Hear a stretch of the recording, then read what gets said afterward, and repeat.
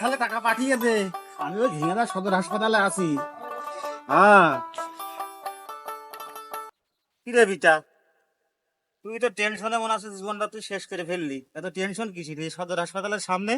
আরে চাচা, আমার বোর্ড ডেলিভারি। ও রে আল্লাহ রে, বাপু, এই ডেলিভারি রোগ বড়ই কঠিন রোগ যে চাচা।